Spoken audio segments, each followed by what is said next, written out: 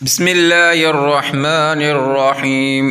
اللہ کے نام سے شروع جو نہایت مہربان رحم کرنے والا۔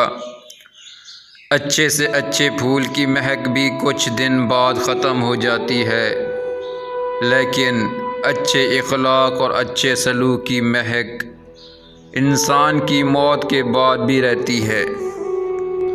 اپنے بچوں کے لیے اچھی دنیا چھوڑ کر جانے سے بہتر ہے دنیا کے لیے اچھے بچے چھوڑ جائیں۔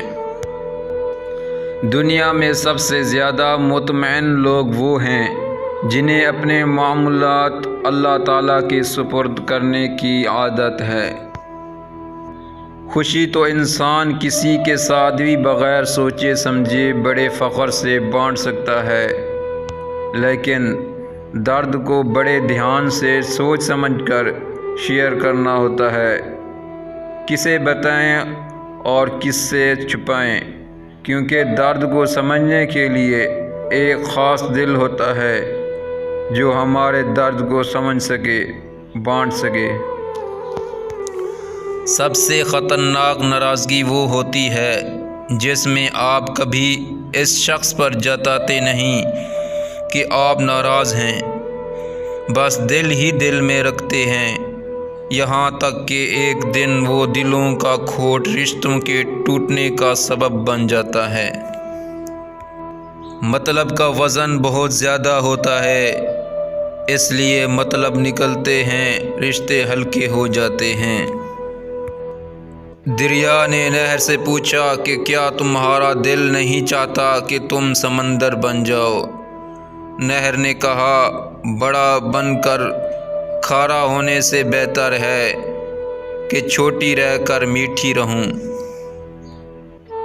یہ دنیا مقافتی عمل کا نام ہے۔ آج کسی کے راہ میں تم پتھر رکھو گے تو آنے والا وقت تمہاری راہ میں پہاڑ بن جائے گا۔ ہوا کے تیز جھونکے سے وہ ٹہنی ٹوٹ جاتی ہے جسے اپنی بلندی پر ذرا بھی ناز ہوتا ہے۔ تجربے میں آیا ہے کہ زیادہ سمجھدار اور زیادہ بے وقوف میں فرق نہیں، کیونکہ یہ دونوں ہی کسی کی نہیں سنتے۔ اگر تعلق میں اداکاری نہیں بلکہ وفاداری کا معاملہ رکھا جائے تو ہر رشتہ بہت انمول ہو جائے گا۔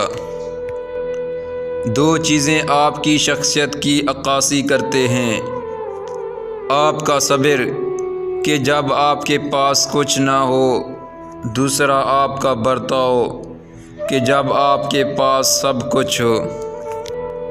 اصل محبت یہی ہے کہ جیسے بھی تلخی ہو جائے، کتنی ہی شدت کی ناراضگی ہو جائے، مگر اپنے دل میلے نہ کیجیے اور انا کی دیوار تعمیر نہ کیجیے۔